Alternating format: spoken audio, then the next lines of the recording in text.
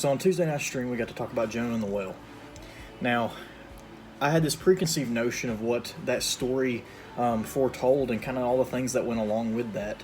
But we talked about a lot of things that I've just come to understand and have been taught here lately about that same story that I think some of you guys may not know. Some of those same things that I was taught as a kid, and that the way that the story was told to me as a kid that looks a little bit differently now after I went back and actually read it myself. So this is the clip of it right here, the little sum up of what we talked about. Hopefully you guys can stop back by on the next Bible study stream that we do. That'll be on this Tuesday night, starting at midnight on Twitch.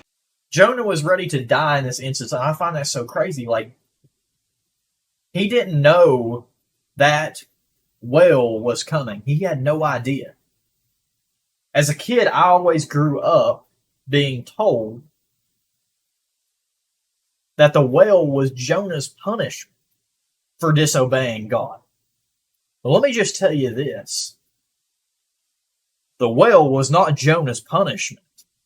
That was Jonah's redemption.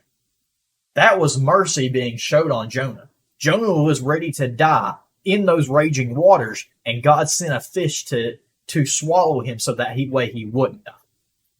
God showed mercy on Jonah. He sent that fish, took Jonah up into that fish, held him in there for 3 days and 3 nights. He said, there's going to be a consequence to your actions, but this isn't your punishment. This is your mercy. And he brought him out and he said, I'm going to give you another chance. Go off and do it. I never saw that story like that. A lot of people haven't.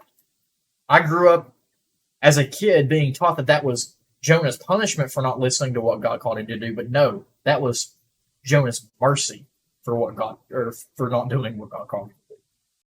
Now think about this. Jonah didn't know that the whale was coming.